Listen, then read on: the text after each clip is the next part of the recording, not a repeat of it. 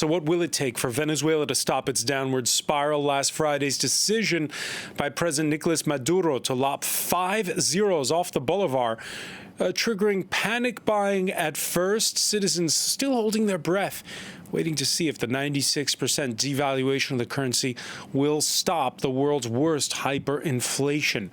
After the recent drone attack against Maduro, and as a mass exodus of Venezuelans triggers tension and violence at the borders with Brazil and Ecuador, with many opposition leaders in jail or in exile, we're again left asking, what will it take to reverse the fortunes of what should be a giant of Latin America?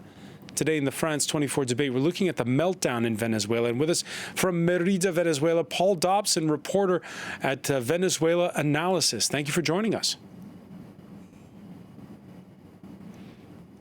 My pleasure. From Boston, a graduate student at Harvard University, Frank Musi writes for the Caracas Chronicles news website and blog. Welcome to the show. The France 24 Thanks debate a lot. On Facebook and on Twitter, the hashtag F24debate. Now, we'll really only know on Tuesday how the devaluation of the bolivar went down, that when businesses reopen. This Monday has been decreed as a bank holiday, but it's already been a long downward spiral. Recently, France 24's Claire Pacalin traveled to Caracas and filed this report. Santiago dreams of playing for the New York Yankees.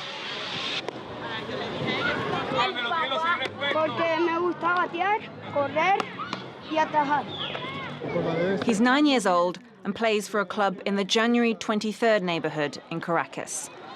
The late president, Hugo Chavez, didn't grow up here, but it was his home ground.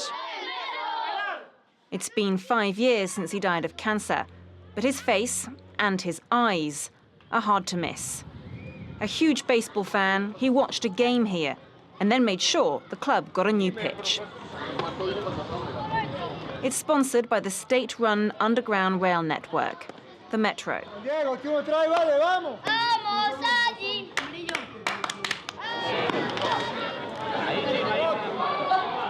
Santiago's team lost the game.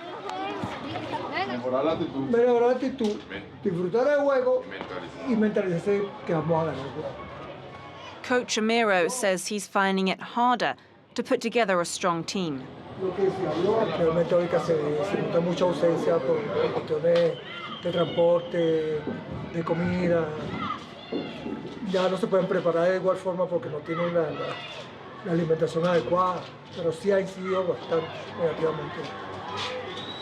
When Chavez was alive, the January 23rd neighborhood was often the first to benefit from his social programs, subsidized food, healthcare, and education. Fue un buen presidente, le dio vivienda a las personas que no tenían para vivir y él ponía los precios muy bajos para que todos compraran y Venezuela sea feliz. But the socialist revolution Chavez said he started has run into difficulties. Queriendo crear un socialismo, pero no es fácil implementar eso, ¿no? En la sociedad no es tan fácil implementar un socialismo, porque la mayoría de las personas piensa individual, piensan por su bienestar propio, no piensan en el bienestar de los demás. The neighborhood is run by collectives, self-defense groups which deal with anything from policing to community programs. They supported Chavez and support President Nicolas Maduro. Welcome if you come in peace, this sign reads. If you come in war, we'll beat you. Lisbeth grew up here. She takes us to the house she shares with her mother. Como 2 años, más o menos, donde estaba muy crítica la situación. Desde hace 2 años, calculo yo, por lo menos en mi bolsillo me ha pegado aproximadamente de hace 2 años. A kilo of meat, enough to feed 4 people, costs what she earns in 2 weeks. Mi amor, comíamos carne. Un día comíamos carne, un día pollo. Un día carne, un día pollo. Chuleta, pescado. Lisbeth's mother is a loyal Chavez and Maduro supporter. She doesn't blame either for mishandling Venezuela's economy. que hay que seguir ese legado, pero se han complicado las cosas realmente, se han complicado, aunque el presidente Maduro ha buscado la manera de hacer todo lo más humanamente posible para seguir llevando a nuestro país adelante, pero con el problema que tenemos de la guerra económica que nos ha golpeado duramente realmente. She's repeating President Maduro's claim that foreign powers have waged an economic war on Venezuela. But Lisbeth isn't convinced. No sé si será una guerra económica como dice mi mamá o como dicen otras personas, pero es falta de administración también, me parece a mí, mucha falta de administración de parte de los que están mandando acá en el Estado, pues, en todos los ámbitos, y se supone que si tú tienes el poder, tú tienes cómo buscar las medidas para solucionar. The UN says 2.3 million Venezuelans have left the country. Santiago is losing his teammates. Él y él se fueron a Estados Unidos.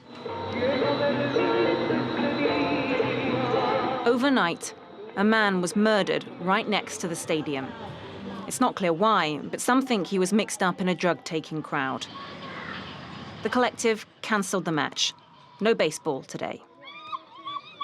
Bueno, todos los días lo que vemos, lo que se escucha en el metro, en la camioneta, que mataron a no sé quién, que mataron a no sé quién más, pero es por eso, yo creo que es por la situación también de lo que estamos viviendo, pues la gente también está más agresiva en todos lados, y a lo mejor la gente ahorita su frustración la pagan así. Hugo Chávez's tomb is right next to the stadium. The family agrees to take us.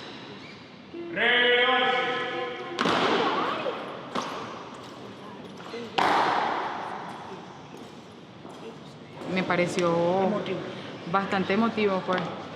También me gustó.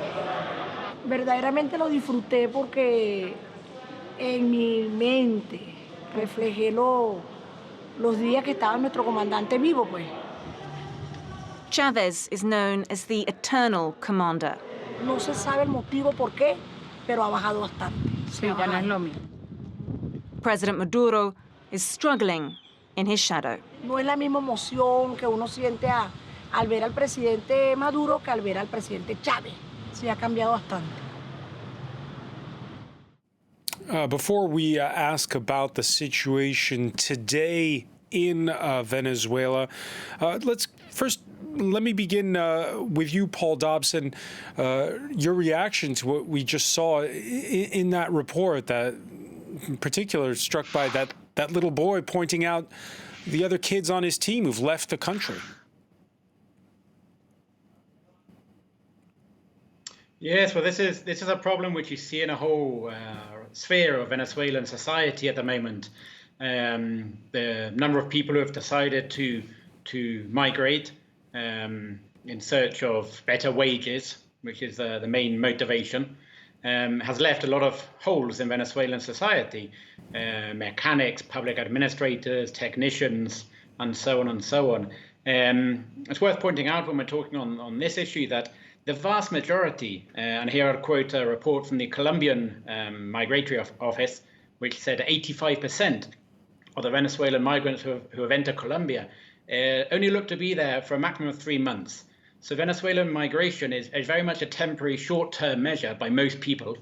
Now, obviously, people's plans often change when they migrate. They decide to stay for longer and so on.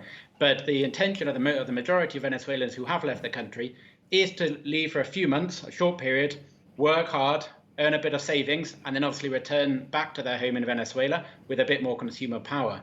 It's not the typical migration you would see from a war-torn country, for example, such as Colombia, which we saw in the civil war, or Syria, which we're seeing today.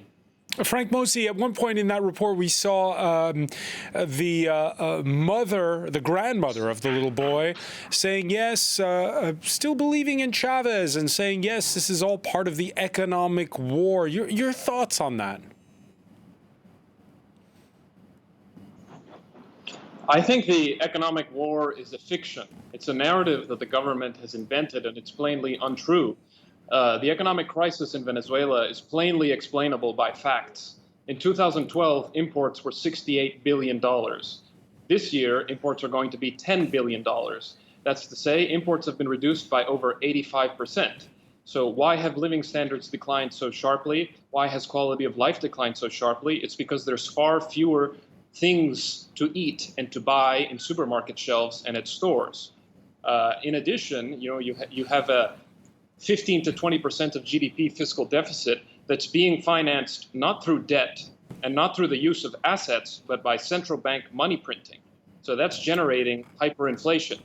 And so when you have 15 to 20% of GDP fiscal deficits financed by central bank money printing, you have a giant fiscal monetary catastrophe, and you have this sharp drop in imports. Obviously, living standards will decline. It's no economic war. What's happening is plainly explainable by facts, by public information. So the economic war narrative is just a fiction. It's what the government tells its supporters to retain some amount of support. Which brings us to the topic of the day, this 96% devaluation, the lopping off of 5 zeros on the Bolivar. What will it accomplish in your view, Frank Musi?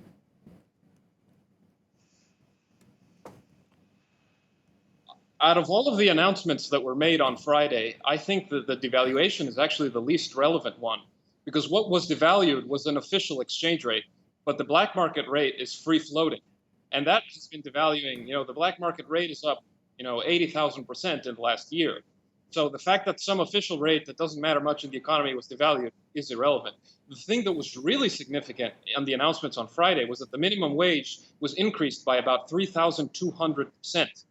So that will increase the fiscal deficit substantially and will lead to a very large amount of central bank money printing. So that will lead to a spike in inflation, which will dilute real income significantly. So out of the announcements on Friday, what's genuinely worrying is this enormous increase to the minimum wage, which will just be gasoline on the hyperinflationary fire. Paul Dobson, you agree? I think the situation is a little bit more complex. When we look at this wage increase, which is actually going to come into effect in September, not at this point, it's worth pointing out that the government are going to pay for the first 3 months of the surplus of the wage increase. So the private business owner will not have to fund this themselves.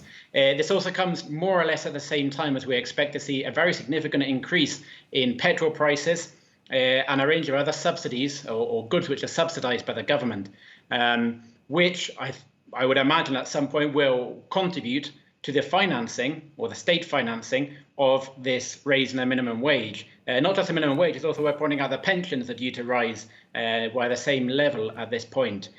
So at one stage, the government or the state will obviously will be spending a lot more to finance these minimum wages and pensions. But on the other hand, where we can expect a very significant increase in their income, mostly through the petrol and other services which they're going to start charging higher prices for. Whether this compensates the expenditure or not, I couldn't say. Yeah, well, it's the fifth time that minimum wage has been raised of late. I'd like to very briefly, Frank Musi. I can say whether or not the tax increases will most certainly not cover a 3,000% increase in the wage. If you do the numbers, the tax measures could add up to 4% of GDP. But we're already talking about a fiscal deficit that's like 20% of GDP. So if you add the wage and pension increases to the existing 20% fiscal deficit, you're going to have a fiscal deficit of 25, 30% of GDP.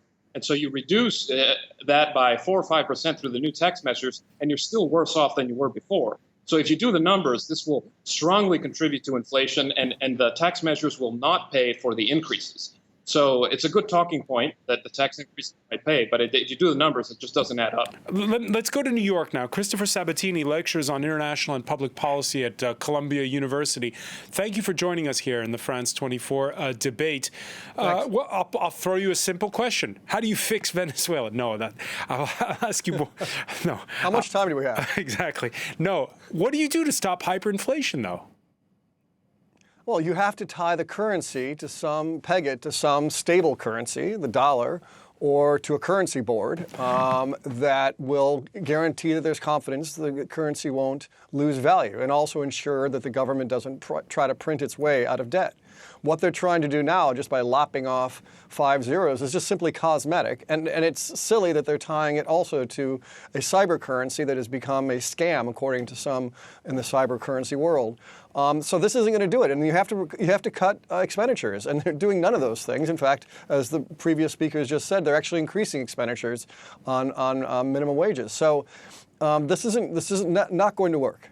The most recent example of a country with runaway inflation was Zimbabwe, and well, their solution was simply to drop their currency and peg themselves to the dollar. Of course, that's not going to happen in Venezuela. No. Christopher Sabatini? Yes. Well, no. First of all, the other problem is they're pretty much locked out of credit markets. They are in default on their debt. The U.S., because of U.S. Treasury sanctions, U.S. creditors are prohibited from issuing any new debt to Venezuela, so that's closed off. And the other stable currencies they could conceivably use, say like the euro, they're also under European Union sanctions. So really, any of the stable currencies out there in which they could peg themselves to, they just simply don't have access to those. And there was a talk, but one of the opposition candidates in the recent presidential elections that effectively President Maduro stole was to dollarize the economy. But Maduro isn't going to do that. There's another curious thing, too, is that despite what was 800,000% inflation annualized in July, you don't have one economist in this cabinet. Maduro, as we all know, is a former bus driver. Calixto Ortega, the head of the central bank, was a union activist. There's no talent or even basic understanding of economics anywhere in this government. Paul Dobson, you agree?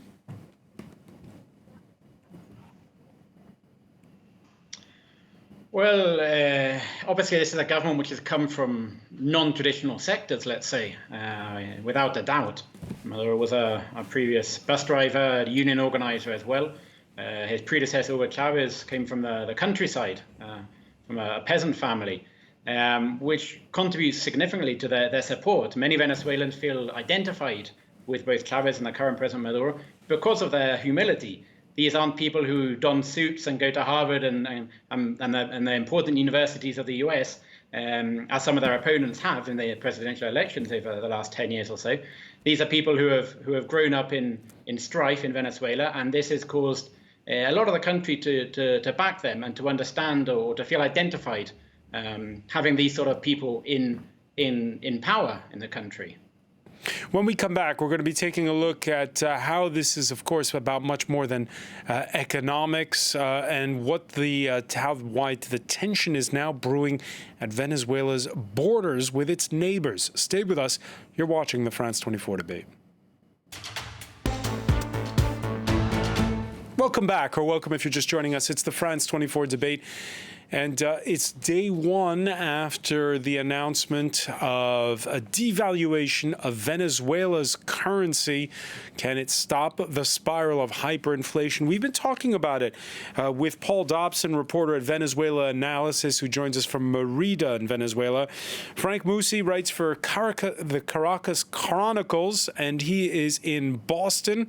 Also joining us from New York City, Christopher Sabatini, lecturer of international and public policy at Columbia University. We were talking about what it's like, just get a visual of what it's like to live under hyperinflation. Reuters news photojournalist Carlos Garcia Rollins took photos of basic staple items and stacks of bolivars next to those staple items. Yeah, there you see some of them there. That's how much a chicken is worth. Also, how much some tomatoes are worth. A roll of toilet paper. There you go. Let me begin with you, Paul. Paul Dobson, what is it like? It's complicated, difficult, without a doubt. When you sometimes go in the morning to a shop to check out the price for something and you return in the afternoon to buy it and it has a different price, it obviously affects your entire family budgeting, your wages and everything else. it certainly causes a certain amount of stress in the population, a certain amount of urgency to buy the goods while they have the money before the price rises and everything like this. And it's also created much more varied prices for the same good. You often see one businessman or one shop charging up to 10 or 20 times the price for the same good as another shop down the road. So now it's very common for people to spend a lot more of their time, their free time, going around shops to find the best price. It's a very complicated situation, and when you add in the shortages, which are currently seen in the Venezuelan banks for cash, this has become all the more worse. One of the major pushes by the Venezuelans, or one of the major points that people are discussing on the street, is the need to install more electronic points to pay for goods, due to obviously these problems with cash, and as you pointed out with your photos.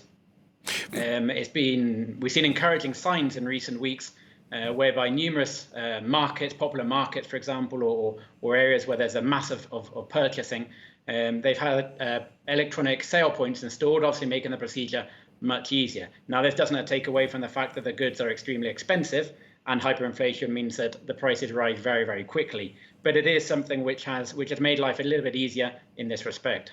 Frank Musi, what are friends and loved ones telling you?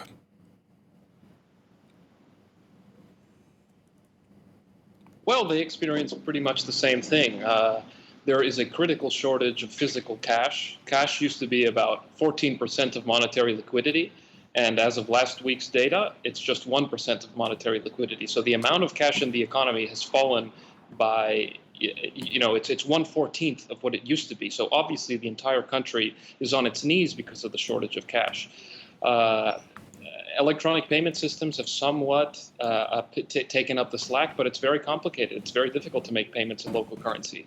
Often, numbers have so many zeros that you make a mistake and you send 10 times the amount of money you were supposed to send, or 1/10 the amount of money that you had to send.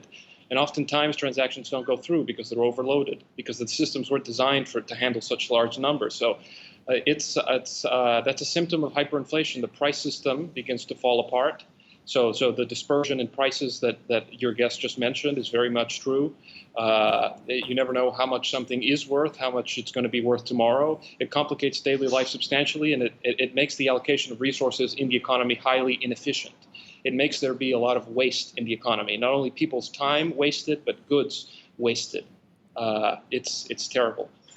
All right, and as we were mentioning in part one, it's no wonder that many people are fleeing.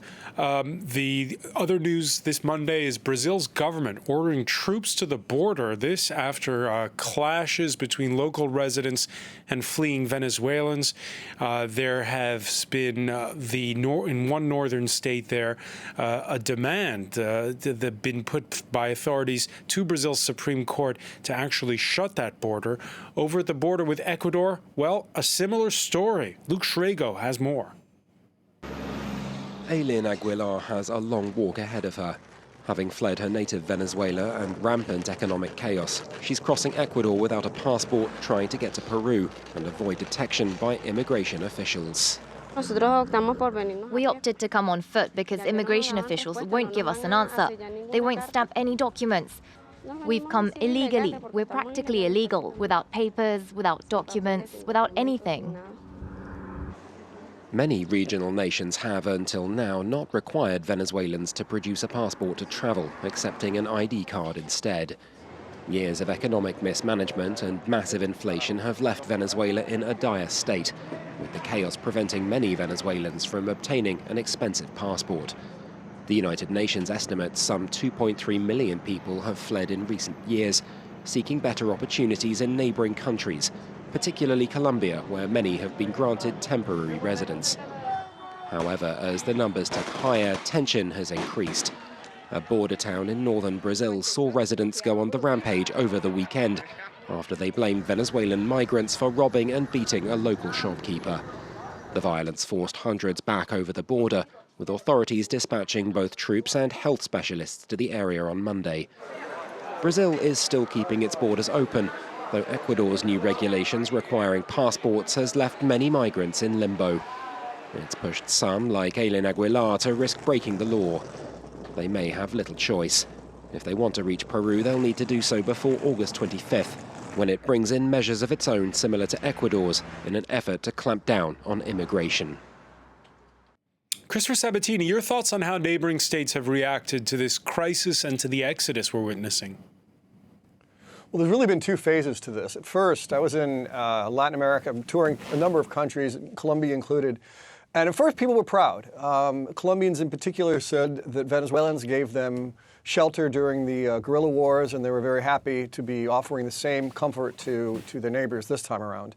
But that has changed. As more and more Venezuelans enter Colombia, they're being associated with all sorts of illicit commerce.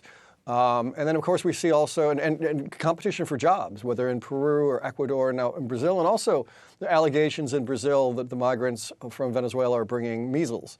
So, you know, and it's beginning to touch some nationalist nerves, unfortunately, in these countries, and I think it's time for more of a coordinated response. At the same time, you know, the U.S. immigration policy is, you know, we used to have temporary protected status or for asylum seekers as well. You know, as much as Trump loves to criticize, and this administration loves to criticize Maduro, they haven't extended those benefits to the people that are suffering under the president they love to hate. So there will need to be some form of coordinated response. Right now, the United States has provided assistance, and so has Colombia, to Venezuelan migrants on the border. But there needs to be some ordered response. And I don't know where that will come from. Perhaps the neighboring presidents can gather in a summit and develop some sort of coordinated response. And hopefully the United States will also open up its borders.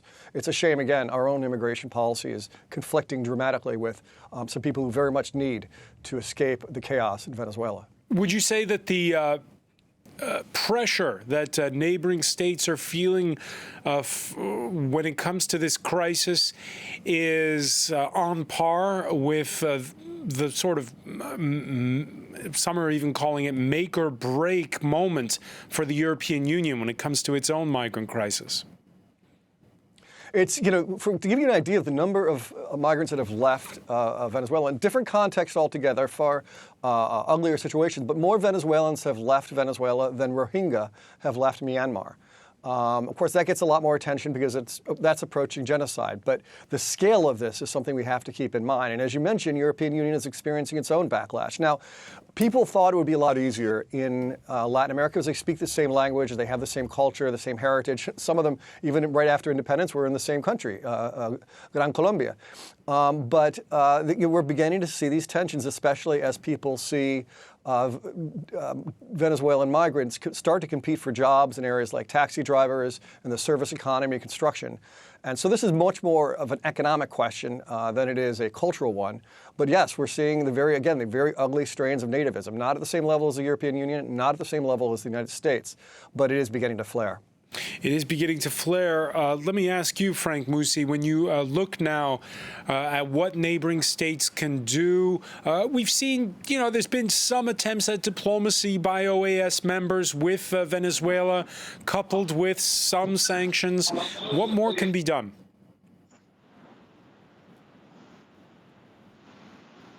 Well, I think targeted sanctions and more diplomatic isolation for Maduro's regime is welcome and appropriate, but I don't think it will be enough. All of that in the past couple of years has done nothing to destabilize Maduro's regime.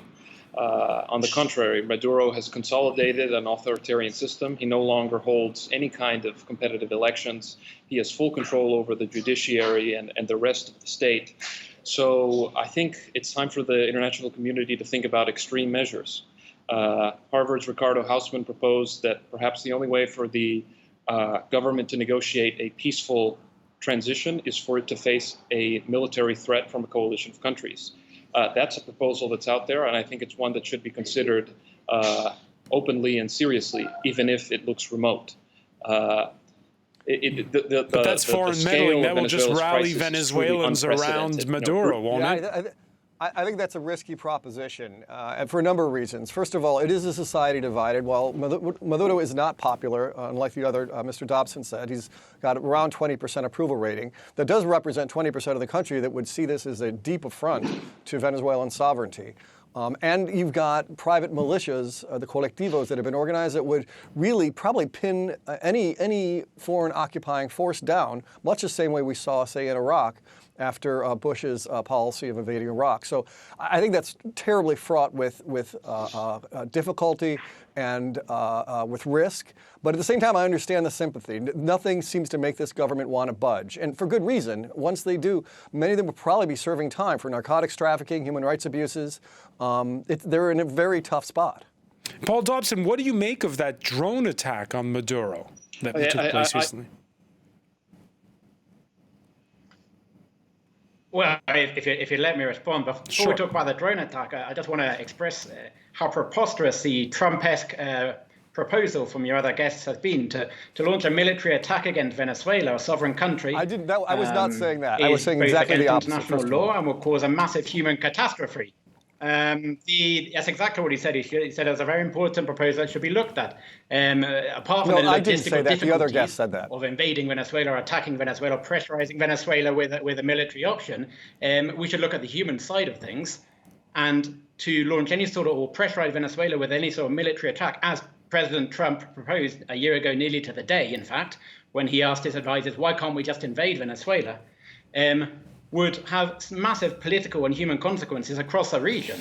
I find that completely outrageous as a proposal to solve the problem. The main reason behind the migration, which was the question and point, is economic. So how do you improve Venezuelan economy? You don't help to improve Venezuelan economy by putting sanctions in place, by restricting their international credit, by restricting their capacity to import medicine and food, which is exactly what the White House are doing right now. These are not measures, these aren't the cause of the problems, no, but these aren't measures which are helping the solution.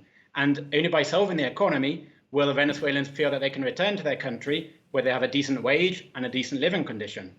Now, to get to the drone attack, which is the question you asked very briefly, because we're out of time. This is obviously a first time a president has been attacked by a drone in the world, or very closely attacked by a drone. The drone exploded only meters from his presidential platform. We've seen very quickly afterwards some very small right-wing extremist groupings who claimed responsibility for this attack, regretted that they didn't achieve their objective, which they claimed was to kill the president. This is a terrorist attack, and if this had happened on the streets of Paris or London or New York, this would have been front-page headlines all over the world. Now, the fact that it happened in Caracas, very few people paid attention to it, and those who did question whether it even took place at all, which is absurd because the people in the crowd filmed it on their phones. There's very clear evidence, which when you couple with a responsibility claim from this right-wing grouping, leave no doubt in my mind whatsoever that this took place. A horrendous terrorist attack. There have been some arrests since. There are more people who are being searched for by the police and by Interpol, including one citizen who is resident in the United States. There's a request for his extradition. We're waiting to see whether the U.S. authorities honor their extradition treaty with Venezuela or not. Unfortunately, we're out of time, but I want to thank you so much for joining us from Merida in Venezuela. Right. I want to thank Frank Musi in Boston, as well as Christopher Sabatini in New York. Thank you for joining us here in the France 24 debate.